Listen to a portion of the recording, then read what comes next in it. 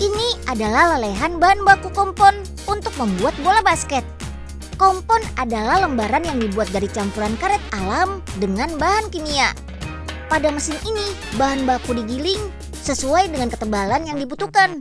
Untuk bagian luar dan bagian dalam bola basket, adonan bahan bakunya diberi bubuk kalsium dulu sebelum dipotong ya, agar tidak lengket. Bikin bagian dalam bola basket dulu yuk. Di sini bahan baku lembaran karetnya diberi lubang untuk memudahkan masuk keluarnya angin. Susun lembaran karet pada mesin cutting dan press. Hasilnya karet langsung berbentuk bulat. Lanjut, bola bagian dalamnya langsung di oven dan dicetak pada suhu sekitar 150 derajat Celcius. Dalam waktu 2 menit langsung mengembang kan? Sebelum finishing, bola bagian dalam harus dicek kualitasnya. Selanjutnya bola bagian dalam dilapisi benang polyester agar bentuk bola bisa bulat sempurna. Untuk mengunci lilitan benangnya, rendam bola dalam cairan lateks. Oke, bola bagian dalamnya siap dilapisi dengan rubber alias kulit karet bola bagian luar. Tinggal cetak, karet langsung menyatu pada bola. Panaskan bola pada mesin pencetak, lalu membentuk motif yang jadi ciri khas bola basket. Terakhir tinggal beri stiker dan list pada garis bola. Berolahraga gini selain bikin tubuh sehat, juga bikin hati lebih ceria loh. Karena aktivitas olahraga bisa melepaskan hormon bahagia. Unyil masih punya nih kegiatan sehat dan seru untuk melawan bosan. Tonton episode hari ini sampai selesai ya. Yuk kita kemon!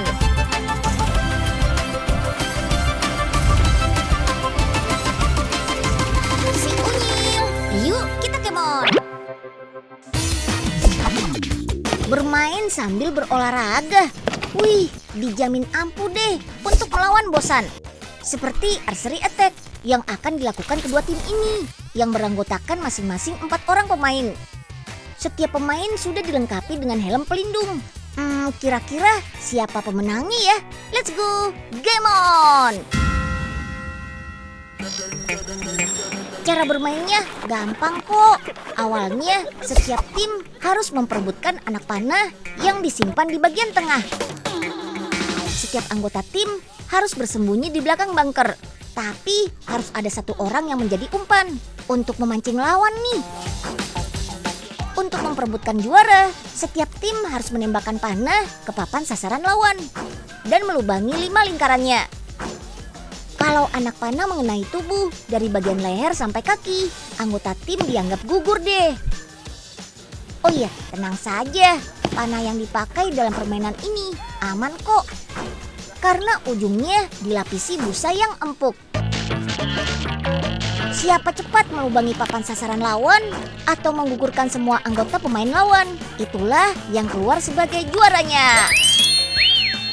Yeay!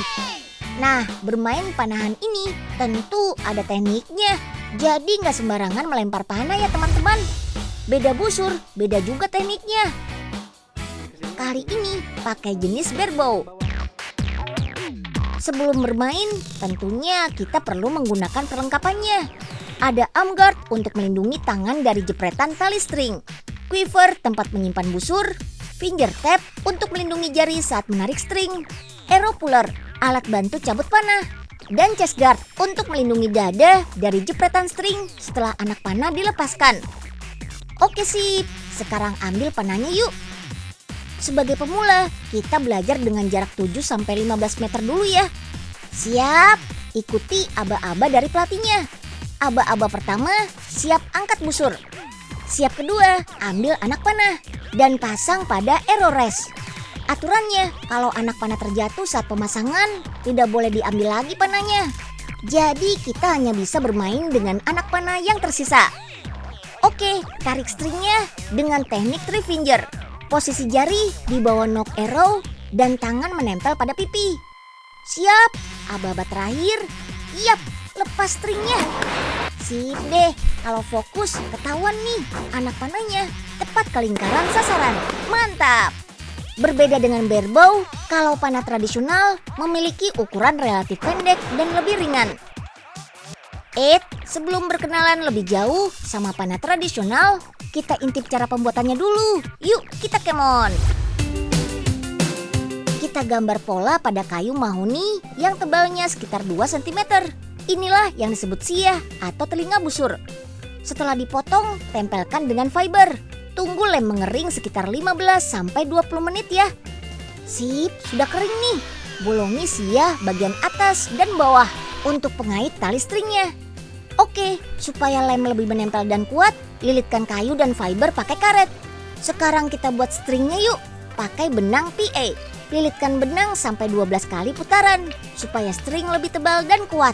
Oke deh, kaitkan string ke lubang siah bagian atas dan bawah.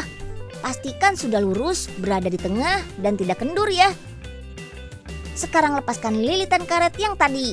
Terus kasih lem lagi di bagian pinggirnya supaya lebih rekat. Kalau sudah kering, lilitkan benang poliseri sampai menutupi bagian sambungan siah dan fiber. Usahakan rapi dan sambungan benangnya rapat ya. Wah, busurnya sudah jadi nih. Lanjut kita buat komponen yang gak kalah penting. Yap, anak panahnya. Bahannya ada yang terbuat dari bambu petung atau kayu ramin. Fletchingnya pakai bulu entok atau kalkun. Masukkan ke alat fletching jig untuk menjepit bulunya. Beri lem supaya lebih rekat. Lalu lilitkan benang di bawah bulunya. Jangan lupa bagian penting yang satu ini, poinnya. Tempelkan pada bagian bawahnya ya. Dalam satu hari rumah industri ini bisa membuat 30-50 busur dan 20-50 lusin anak panah loh. Untuk pemula, kita belajar seperti biasa dulu ya, memanah ke papan target. Sebelumnya kita pakai perlengkapan lagi. Ada thumb glove yang terbuat dari kulit. Pakai thumb ring untuk melindungi jempol saat menarik string. Selain dari bentuk yang terlihat jelas perbedaannya, busur panah tradisional ini gak ada arrow rest sebagai tumpuan anak panahnya. Jadi kita harus menahan anak panah dengan jari sebelum dilepaskan. Teknik menarik stringnya berbeda dengan barebow. Selain dengan 3 jari, kali ini kita bisa tarik pakai jempol atau sebutannya thumb draw. Tapi posisi tangan tetap di pipi ya. Halo sahabat Unyil, jadi tadi saya baru coba nih panahan dengan menggunakan barebow yang pertama dan yang kedua menggunakan tradisional. Tapi keduanya ada perbedaan. Kalau misalnya tradisional, kita simpan arrow-nya di sebelah kanan. Tapi kalau yang barebow itu diletakkan di sebelah kiri.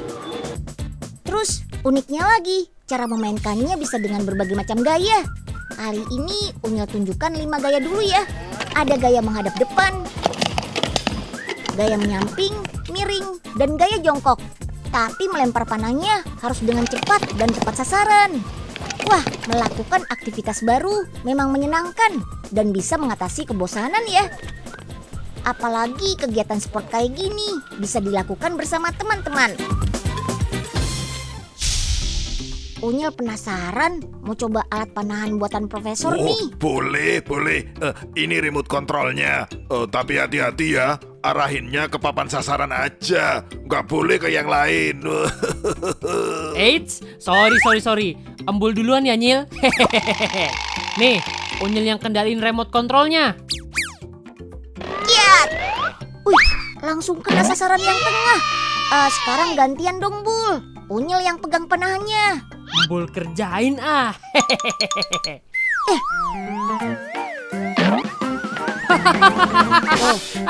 Embul malah Tepat ketawa sasaran, sih. Nyil. Hah? Nah, Embul kan baru berhasil ngempesin ban sepeda Unyil. Loh, itu kan sepedanya Embul yang baru selesai profesor perbaikin. Yailah, kenapa malah jadi Embul yang kena batunya? Unyil, yuk kita kemon. Satu lagi nih, aktivitas seru untuk melawan bosan. Memancing. Kalau strike-nya segede gini, rasanya bahagia banget. Nah, untuk memancing di laut gini, kita butuh speedboat alias perahu cepat. Perahu cepat ini bisa beroperasi maksimal berkat mesinnya yang prima. Namanya mesin outboard atau mesin tempel perahu. Yuk intip cara membuatnya. Langsung ke pabriknya yang ada di Jepang. kita rakit mesin outboardnya, mulai dari mesin hingga ke bagian tengah. Terakhir bagian modul bawah sebagai penggeraknya. Yang lagi dibuat ini jenis tertentu dengan mesin 4 tak yang lebih baik dari 2 tak. Tarikannya jauh lebih kencang dan bertenaga. Sepadan deh dengan kebutuhan bahan bakarnya yang jauh lebih besar. Kalau dalam kondisi full speed atau dikemudikan dengan kecepatan tinggi, per jamnya bisa habis sekitar 200 liter. Tapi kalau kecepatan sedang, hanya 96,6 liter per jamnya. Nah, di sini semua bagian disusun. Waktu untuk memasang perbagiannya cuma sekitar 2,5 menit. Sekarang waktunya merakit modul atau bagian bawah yang berfungsi sebagai penggerak mesin. Di bagian ini juga dipasang as sumbu. Alat ini nantinya berfungsi untuk menggerakkan baling-baling mesin. Ada juga nih bagian gigi atau gear. Bagian bergerigi ini biasanya saling berputar untuk menghasilkan tenaga pada mesin. Sederhananya bagian modul ini kayak dayung di perahu. Rakit jadi satu, mulai dari mesin, bagian upper berikut bracketnya, modul penggerak, sampai baling-baling atau propellernya.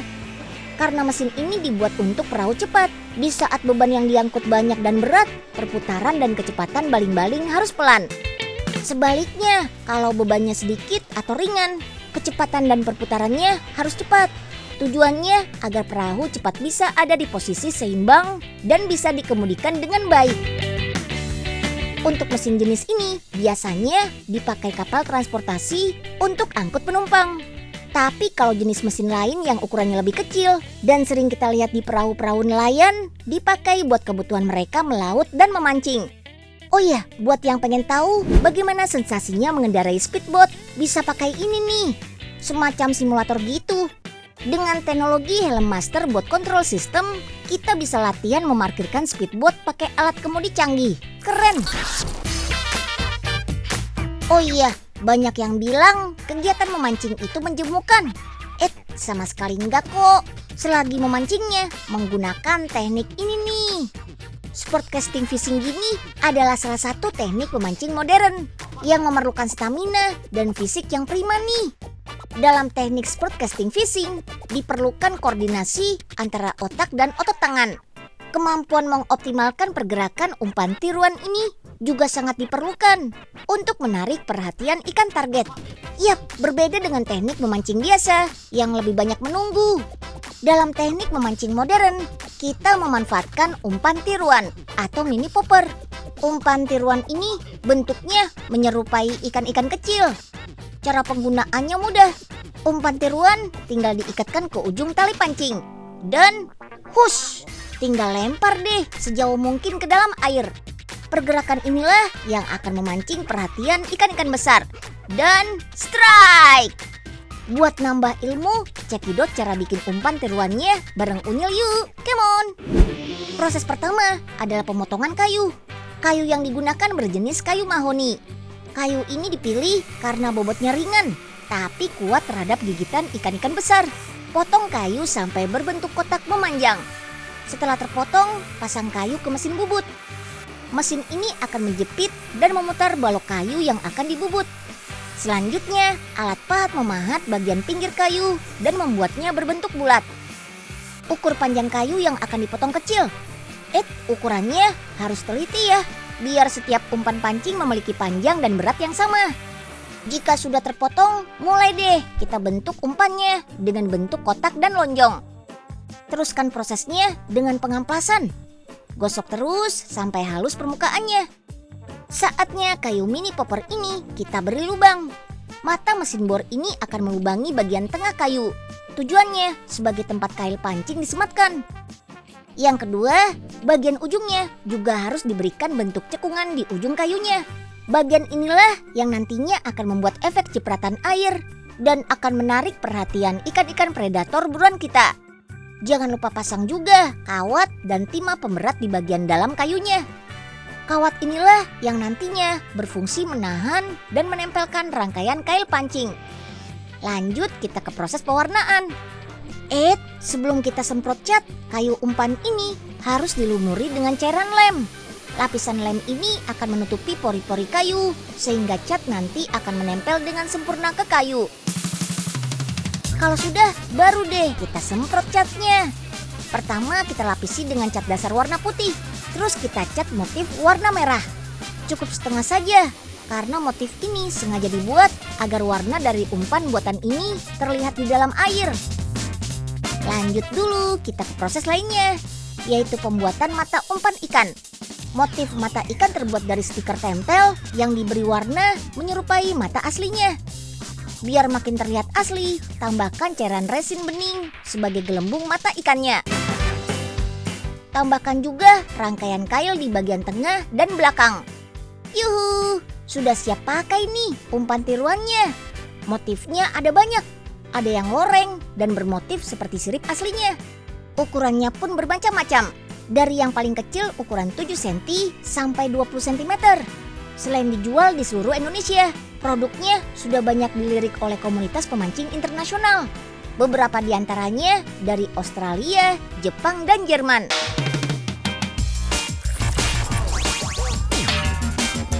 Iya, pacu terus kudanya. By the way, ini bukan olahraga pacu kuda ya teman. Perhatikan baik-baik deh, para pemainnya menggunakan tongkat pukul. Yap, olahraga ini dikenal sebagai olahraga polo berkuda. Pemainnya bertugas menggiring bola ke gawang lawan dengan tongkat pemukul yang disebut mallet. Setiap tim hanya terdiri dari 4 orang pemain berkuda saja. Permainan hanya berlangsung sekitar 7 menit saja dalam satu babak, atau biasa disebut cuka. Sayangnya olahraga satu ini kurang populer di Indonesia. Bahkan klub polo berkuda yang berada di daerah Cibinong, Jawa Barat ini merupakan klub satu-satunya di Indonesia loh. Yang penasaran mau ikutan olahraga satu ini, mesti tahu dulu pergerakan tubuh yang baik dan benar saat bermain. Dimulai dari latihan wooden horse. Biar aman, latihannya di atas kuda-kudaan dulu ya. Di sini kita dilatih berbagai macam cara memukul saat menunggang kuda, serta belajar keseimbangan dan posisi kekuatan kuda-kuda pada kaki kita. Semuanya harus benar-benar sempurna agar tidak melukai pemain ataupun kuda. Kalau sudah lulus latihan tahap awal, bisa diaplikasikan langsung menggunakan kuda asli.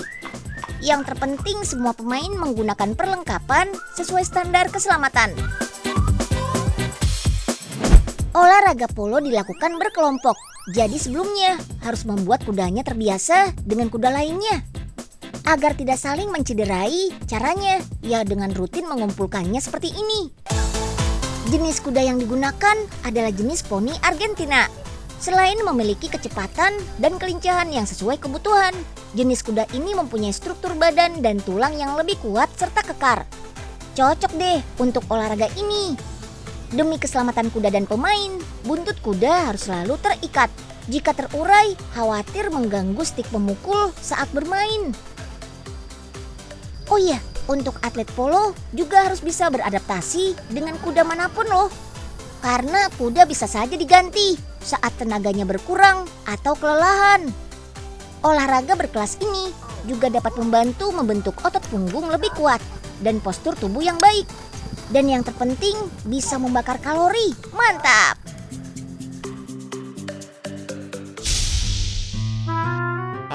Cuma naik kuda doang sih. Kecil deh Nunyil. Jangan sombong Pauga. Kayak pernah naik kuda aja. Wah, ada Usro tuh. Woi, Sro, sini buruan. Ada apa ya Pak Oga? Usro mesti kasih makan kambing dulu nih. Udah sini Pak Oga pinjam kambingnya. Aduh, Pak Oga jangan. Mau diapain kambingnya? Udah, tenang aja. Pauga, itu kan kambing. Kenapa ditunggangin, Pak? Yang bilang naga siapa? Pak Oga tunjukin nih, nunggang yang bener. Nih, lihat nih. Hus, hus, ayo jalan. Aduh. Ya ampun. Kambing Usro kabur deh. Yuk, kita kemon. Halo sahabat Unyil, dimanapun dan kapanpun selalu ingat 3M ya. Jadi kayak Kak Julia dan kakak-kakak Unyil lainnya nih. Jadi tetap patuh 3M saat lagi ngantri lift. Tetap memakai masker, menjaga jarak dan menghindari kerumunan, serta mencuci tangan dengan sabun di air yang mengalir. Nah, kalau kita patuh gini, resiko penyebaran juga jadi semakin kecil kan? Melakukan aktivitas di luar rumah untuk mengusir rasa bosan sih boleh-boleh saja. Tapi dalam kondisi seperti sekarang, jangan lupa patuhi protokol kesehatannya ya.